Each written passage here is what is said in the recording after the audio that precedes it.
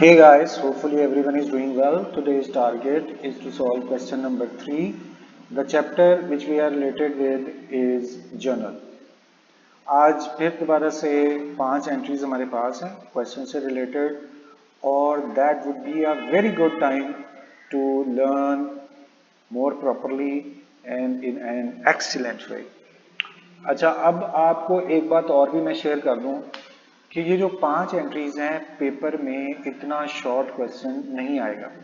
और चूंकि ये क्वेश्चन नंबर 3 है ना, अभी स्टार्ट है, इसलिए ये छोटा क्वेश्चन आपके सामने है. पेपर में आपको कम से कम 10 एंट्रीज आएंगी. दोबारा रिपीट करूं, मैंने क्या बोला? पेपर में 10 से कम एंट्रीज नहीं आएंगी. इसलिए आपने क्वेश्चन करने का टाइम और स्पीड दोनों को मेंटेन करना है. अच्छा जी, simple is this. There are 5 entries we need to put in journal. ये परफॉर्मा ऑलरेडी आपके पास अवेलेबल है.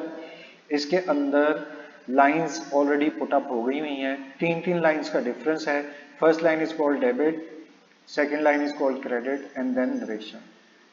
अच्छा, इसके साथ ऑल्दो हम बहुत दफा इस बात को कर चुके हैं, लेकिन keep it in mind, assets and expenses, इनके लिए we have fixed a place and that place is debit. अगर इनमें इंक्रीज होता है तो that would also be written in debit, और अगर let's say there is decrease then you will put it in credit side. अब आपको ये भूलना नहीं चाहिए, हम रोज डिस्कशन इस बात की कर रहे हैं. अगर आपको ये रूल याद है तो there will not be any problem in understanding any entry. Asset liability complete हो, एसेट और एक्सपेंस कंप्लीट हो गया. Now we will see liability. Second portion is liability and income. अब इनकी असल जगह जो है that would be credit side. अगर इनमें इंक्रीज होगा यानी इजाफा होगा तो that would be written on credit side. In case if they are decreasing you will right on debit side. अच्छा, अब मैं आपको हर रोज ये रूल क्यों रिपीट कर रहा हूं? Because with the help of these rules you will be able to understand. ये दो रूल मैंने दोबारा लिख दिए. अब इसके बाद हम रेडी हैं क्वेश्चन स्टार्ट करने के लिए. सबसे पहले August 1. So simply you will put the date August 1 and now the narration. Introduce cash and building as capital. जब भी आपको एंट्रीज में दो अमाउंट्स नजर आएंगी तो better way is to divide this entry into 2 parts. इस एंट्री को 2 हिस्सों में डिवाइड कर दें. अब हम ये पहला पढ़ते हैं, इंट्रोड्यूस कैश एज कैपिटल. यही आप नरेशन यहां पे लिखेंगे, इंट्रोड्यूस कैश एज कैपिटल. अब जब कारोबार में पैसा आएगा तो कैश यानी आया cash asset. Asset is increasing, increase in asset debit, so cash account would be written on debit side. आपको मैं साथ साथ लिख के दे रहा हूं कि why you have written on debit side, because it was an asset. Asset debit side पे लिखते हैं इसलिए कैश डेबिट साइड पे लिखा.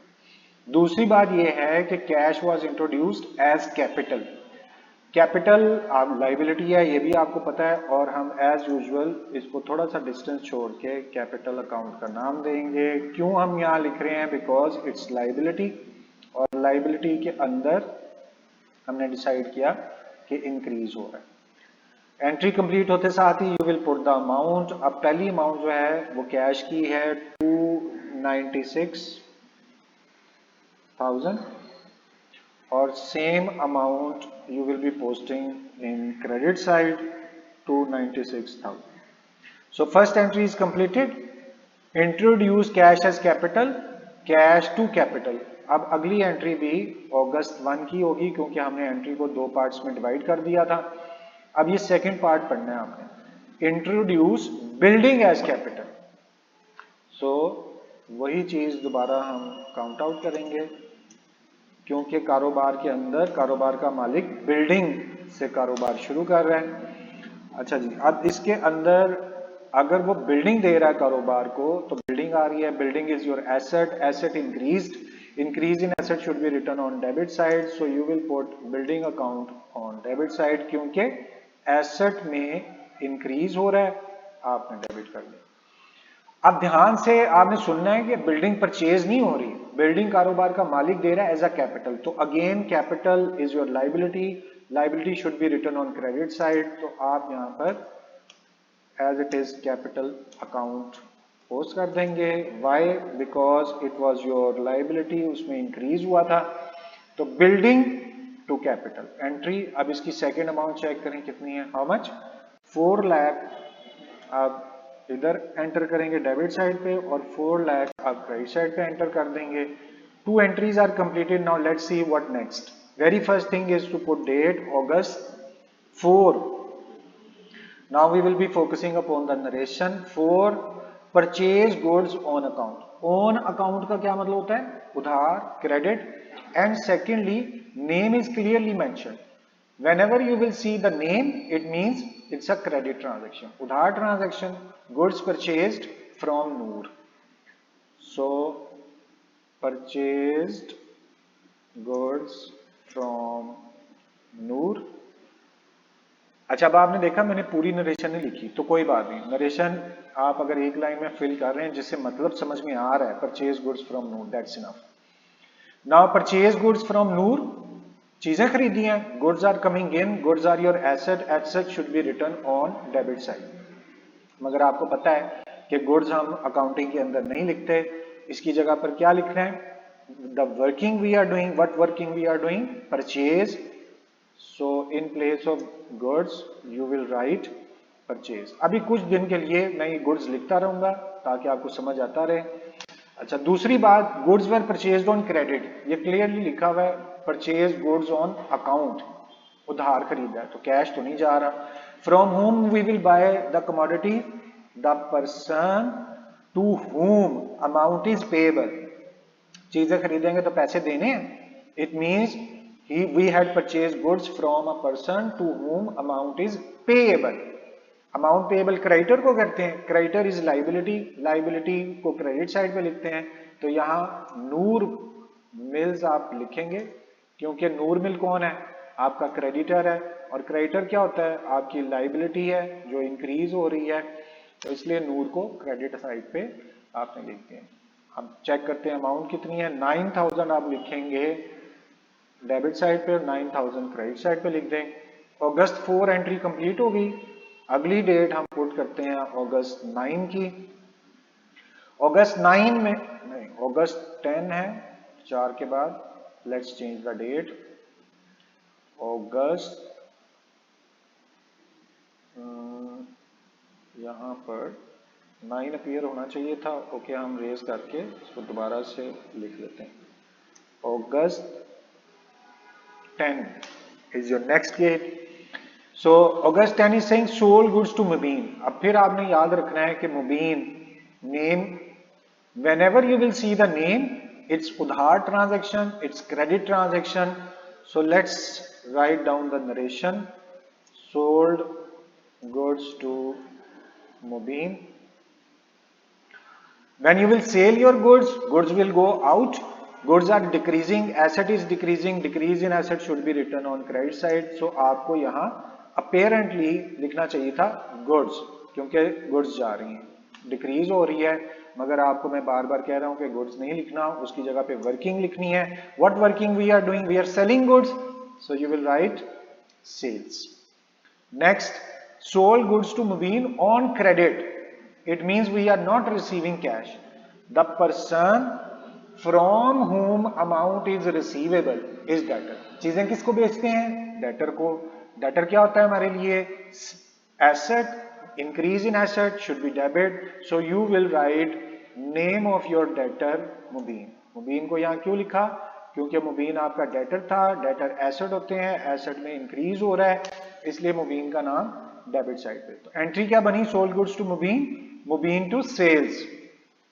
So 3000 you will write on debit side and 3000 on credit side। Similarly August 10 complete हुई, now August 15th entry, और as usual पहले narration, goods returned by Mubin। यहां चेक करें, we have sold goods, he doesn't like goods and he had returned, so returned goods from मुबीन, ये entry. जब वो चीजें वापस करेगा, goods are coming in, goods are your asset, asset increased, increase in asset should be debited। यहां पर लिखना चाहिए था कि चीजें वापस आई, मगर एज यूजुअल आपको पता है कि हम अकाउंटिंग के अंदर गुड्स नहीं लिखते, उसकी जगह पे वर्किंग लिखते हैं। What working we are doing, क्या काम कर रहे हैं हम यहाँ पे, रिटर्न हो रही हैं, so you will mention here return. आ रही हैं कि जा रही हैं, आ रही हैं तो रिटर्न इन आप यहाँ पे पोस्ट कर देंगे। अब ध्यान से सोचना है, अब बहुत इंपॉर्टेंट मैटर चलने लगा है। यहां गौर से देखें, मुबीन वाज द पर्सन फ्रॉम हुम अमाउंट वाज रिसीवेबल, मुबीन से पैसे लेने थे। जब उसने चीजें ही वापस कर दी तो अब उससे पैसे नहीं लेने। He was our debtor, when he will return those commodities there will be a decrease in debtor या decrease in asset. So you will mention name of Mubin over here because Mubin was debtor, debtor was asset, asset decrease हुए, इसलिए आपने यहाँ पर मुबीन का नाम mention कर दिया। कितने की चीजें वापस की हैं, 250। So you are going to write 250 on debit side and 250 on credit side। August 15 complete हो गई। Now last entry is August 20 and that is paid insurance premium। Again you are going to write narration first, paid insurance। Alright guys, when you will paid means you have already paid, cash will go out, cash is your asset, asset decreased, so you will put cash on credit side। Why? Because cash was your asset which is decreasing, so in this way you have written cash on credit side। Insurance पे किया है और insurance हम बार बार पे करते हैं, so insurance is your expense, expense should be written on debit side। So here you will write insurance on debit side। Why? Because it was your expense। How much amount of insurance was paid? 660।